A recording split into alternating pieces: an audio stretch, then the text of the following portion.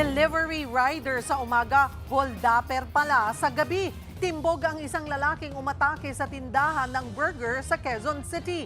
Nagawa niya ang krimen dahil lulong sa online sugal. Nasa frontline ng balitang yan, si Carol De Asa. Walang kawala sa mga pulis ang delivery rider na ito. Inaresto siya matapos mang-hold up sa isang burger stand sa Quezon City. Nagpanggap munang customer at umorder ng 2 burger ang suspect.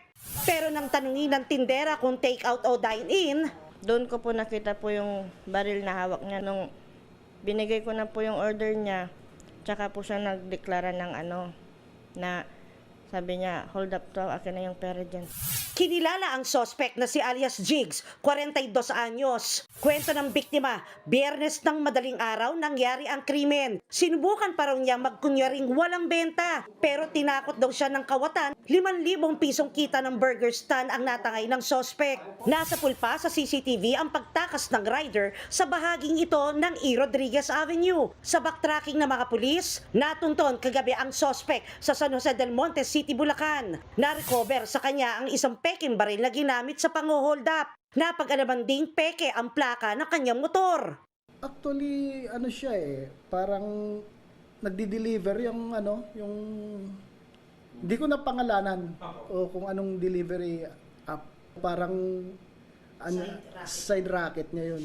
Pag nakita niya na medyo safe na hold upin, titirahin niya talaga.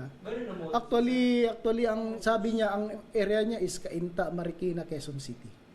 Lumalabas sa investigasyon na lulong sa online sugal ang suspect, kaya nagawa ang krimen. Dati na rin siyang nasangkot sa pagnanakaw sa Bulacan. Naharap siya ngayon sa reklamong robbery at paglabag sa Comprehensive Firearms, Ammunition and Regulations Act.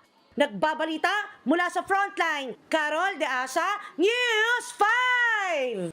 Mga kapatid, Cheryl Cosing po. Maging maalam at may pakialam sa mga napapanahong issue at headlines. Mag-follow at mag-subscribe na sa social media pages ng News 5.